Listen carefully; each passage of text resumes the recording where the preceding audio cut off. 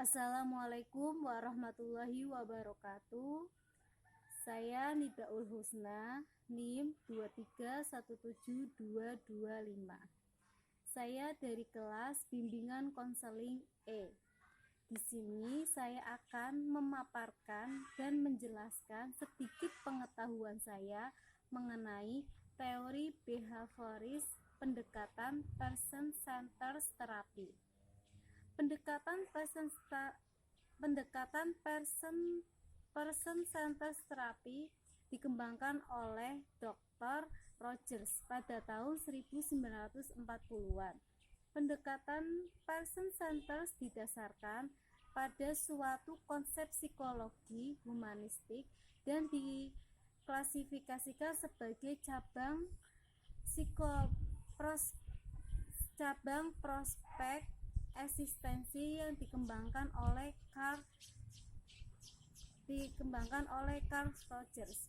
Pada pendekatan ini memiliki tata pokok atau tema pokok sebagaimana seseorang harus bersandar pada dirinya dan pengalaman sendiri tentang dunia, karena hanya itulah kenyataan yang diketahui oleh seseorang individu tersebut. Dalam pendekatan ini menunjukkan hubungan antara konseli dan konselor menjalin hubungan seperti partner sehingga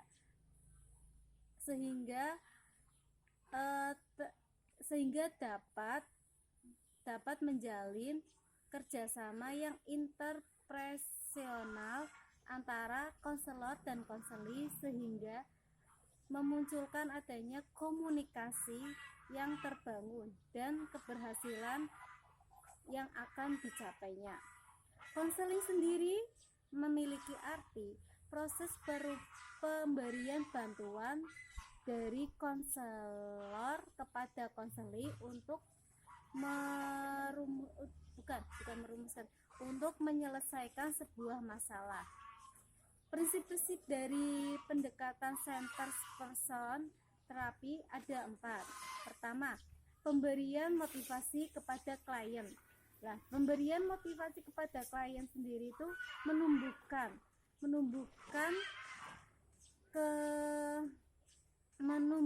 keinginan untuk berkembang dan menggali potensi klien tersebut.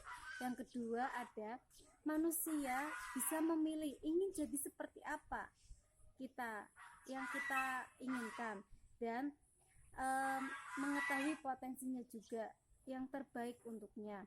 Dan yang ketiga ada bisa dipengaruhi cara pandang diri kita sendiri terhadap apa yang dikatakan seseorang untuk kita. Yang terakhir ada tujuan psikologi humanistik adalah membantu seorang manusia atau klien untuk memastikan atau memutuskan kehendaknya terhadap masalah yang dideranya atau yang didapatinya. Pendekatan client center sering disebut dengan psikoterapi non-directive. Artinya suatu metode perawatan psikis yang dilakukan dengan cara berdialog antar konselor dan konseli atau antar konselor dan kliennya untuk mencapai pemahaman personal terhadap pendekatan person-centered therapy menggunakan teknik personal seperti empati. Empati sendiri memiliki arti kemampuan memahami perasaan dan kemampuan mengkomunikasi terhadap kliennya sendiri. Yang kedua ada report, yaitu menerima klien dengan tulus dan sebagaimana adanya. Yang ketiga ada ikhlas menerima dan melayani klien tersebut.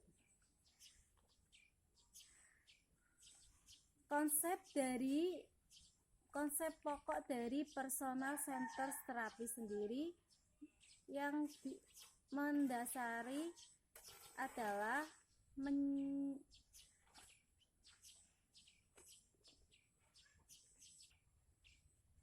selanjutnya, konsep pokok yang mendasari dari teori humanistik dengan pendekatan person centered therapy adalah hal yang menyangkut atau mencangkup konsep-konsep mengenai diri atau self, akualitas diri, teori kepribadian, dan hakikat kecemasan.